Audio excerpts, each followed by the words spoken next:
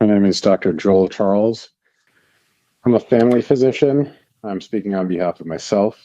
I'm speaking to you from a hospital where I regularly take care of patients who are admitted for COPD, heart attacks. I take care of as a primary care provider of patients with dementia. My wife, who's also a family physician, takes care of people over the span of their life, including pregnant women and newborns. And all of the people that we take care of are made more ill by fossil fuels, and they also need affordable energy. And the data is incredibly clear, as you will hear over and over again, and in all the documents you receive for this docket, that renewable energy is cleaner, healthier, more affordable, and it can be just as reliable. You know, I have this feeling right now that it's almost like we're just redoing the same play that we do every time a gas plant gets proposed to the Public Service Commission. I can't help but think about after the Oak Creek plant, when the Public Service Commissioners stood up in the front of the room, acknowledged the profound public opposition to the project, the profound opposition on the part of health professionals, the clear data of the harm that would be caused, and yet approved that project anyway. It feels to me like there is just a stunning level of willful ignorance that needs to be employed to continue to approve these projects.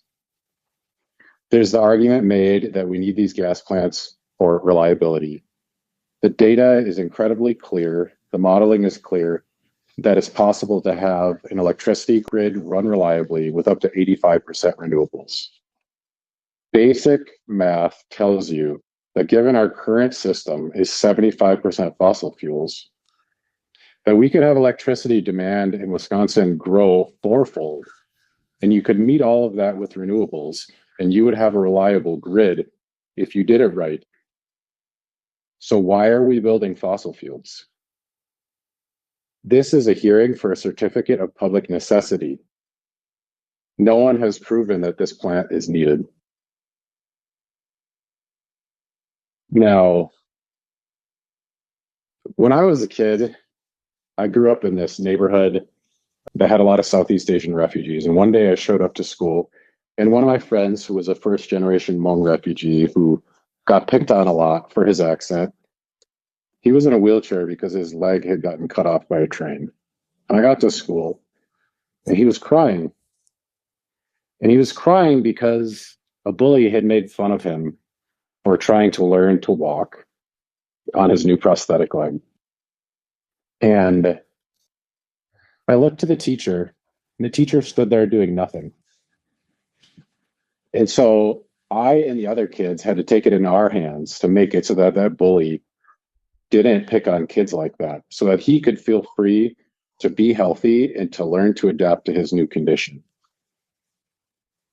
Our institutions are failing us, despite those institutions being full of good, hardworking, well-meaning people like you, commissioners and Public Service Commission staff.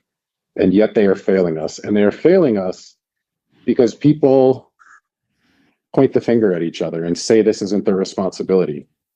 Public Service Commission, after the Oak Creek case, you essentially pointed the finger at the legislature and said they needed to tell you what to do. Meanwhile, the public utilities are fleecing us for our lunch money, and we do not have the power to stop them. Someone needs to step in, and I hope that you can summon the courage to do that as Public Service Commissioners. To me, to not do that is just a fundamental abdication of your duty to protect the public. So as a health professional who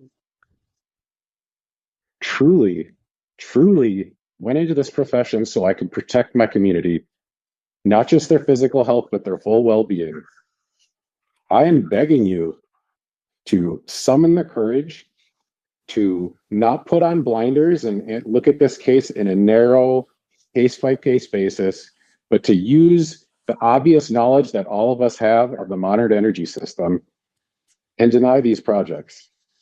Thank you.